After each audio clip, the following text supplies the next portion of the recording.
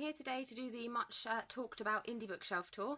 Please excuse the wobbliness of the video because I am holding it because we're going on tour instead of having it on its usual stand, and also if my eyes are everywhere that's because it's also not on the stand, so I have no idea where I'm supposed to be looking. Anyway, we are just gonna talk about the way I organise my indie books, the indie books that I have. These are just the ones that I've bought for myself, with sort of the occasional one that I've been sent as well. But primarily they are ones that I've purchased because I'm interested in them, and not ones that have been sent to me for the box or the book club consideration, because we like to keep those a secret, so don't want to give everything away. You might see a little brief glance of my other shelf, which is for review purposes, but we're not going to go into any detail on that.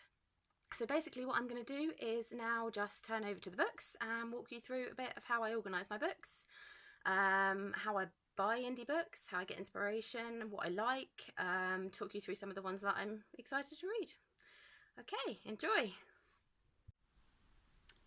Okay, so firstly, I have my indie books on this bookshelf here, which I moved them to after I started the Make Mine an Indie challenge, which is what preceded the book box, because I wanted to just see how many indie books I actually had, and it's a good way to divide them up and visually just kind of see, oh, I've got that many, oh, compared to this many which are not indie.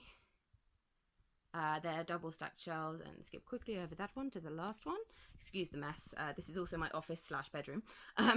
So anyway, that's the not indie bookshelf. This is the indie bookshelf.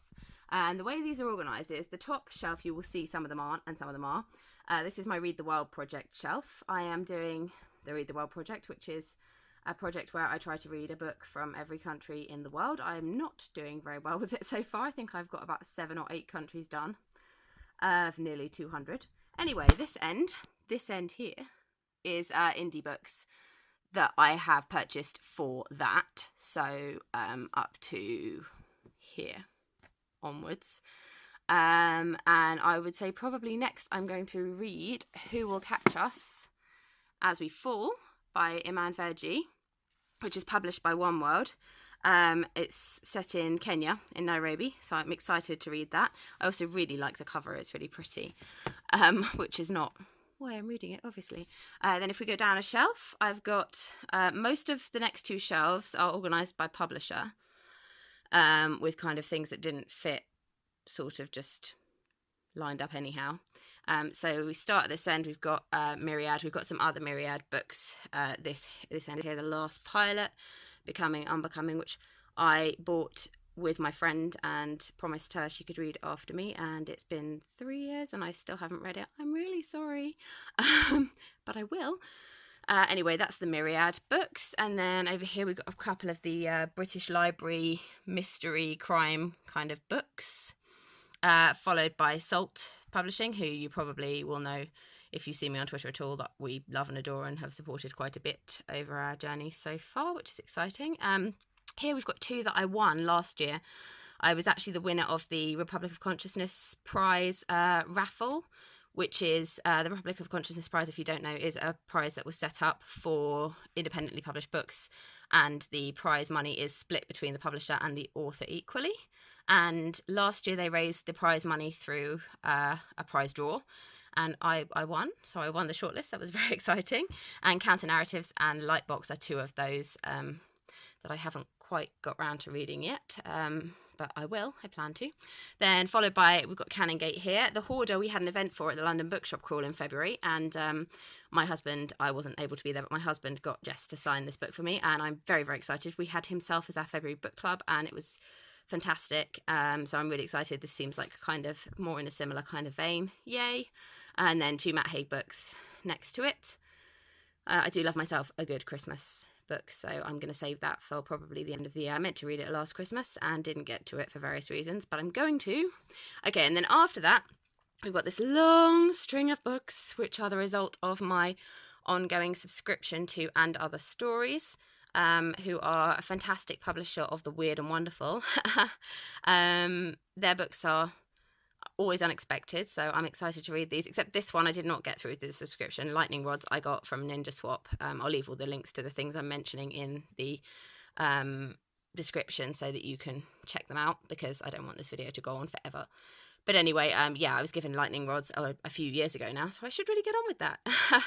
Then next to it is this Michael Bond book that is not Paddington, which I bought in a charity shop because I was so excited about a Michael Bond book that was not Paddington. Paddington's amazing, but I've already read all the Paddington books, so yay! Then after that, we have Guest by S.J. Bradley, which I helped to crowdfund when Dead Ink were running their crowdfunder for that.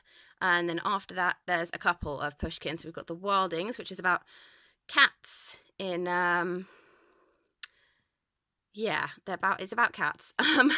It's actually really good. I've read quite a lot of it so far, but haven't quite finished it. And then I've got The Evenings, which I picked up on the bookshop crawl as well, because it had been looking interesting for a while, so I finally caved into that. Then just going on down here, I've already talked about Myriad. I've got Banking on Burlesque, which is actually a self-published book that was sent by the author a while ago, about somebody who works in banking during the day and then as a burlesque dancer at night, so that's intriguing.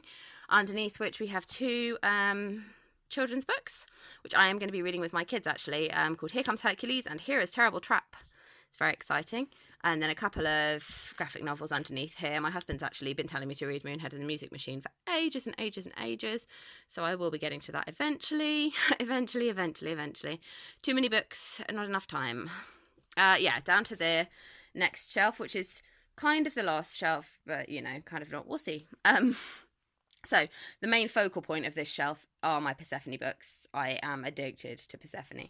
Just zoom in a little bit so you can see the beautiful grey, and then these two here are the Persephone. Are they Persephone Classics, they call them? Anyway, they're they're the ones that they do with cover pictures. But Persephone, I just rely on them so much because I know that anything I buy from Persephone is going to be fantastic. I've never been let down so far. And I don't anticipate being. Their books cover so many genres and they're so wonderful, all of them. This here, Treats, is another one of the ones I won from the Republic of Consciousness. And then Tan Twang Eng, I don't think you can see that because it's silver spine, but it's The Gift of Rain. I actually read his other book, The Garden of Evening Mists, I think it's called. I'm failing to put that book back. Let's put that back there. I read The Garden of Evening Mists for Malaysia for my Read the World project and really loved it. So when I saw that in a charity shop, I had to pick it up. And then we've got like a little non-fiction-y section in the middle, which is totally accidental but fun. The World Mythology book I actually got from a Fairy Loot box a little while back, and that was a lot of fun to receive. And then we've got Delusions of Gender, which I'm going to be reading soon because I've had it for ages. Also, Negroland by Margot Jefferson, which I bought because it was recommended on a Book Write All the Books podcast, I think. That's where I get a heavy amount of my non-fiction recommendations from. And then we've got How to Leave Twitter and The Sea on Our Left. The Sea on Our Left, I'm excited to read soon because it's about a couple that walks the coast of Britain, and that's my kind of long-term life ambition. Anyway, and then moving on, we've got a nice little Faber section here. Got Amrita by Banana Yoshimoto. We've got The Unconsoled by Kazuo Ishiguro, who I really like. I think this is actually the only book of his I haven't read. And then I've got a little book of poetry here. I'm terrible at reading poetry, but I want to be better. I do enjoy it. This is Alice Oswald Dart, which was recommended to me by some blogger friends a couple of years ago now, I think. And then Grief is the Thing with Feathers, which I bought on the Bath bookshop crawl a couple of summers ago.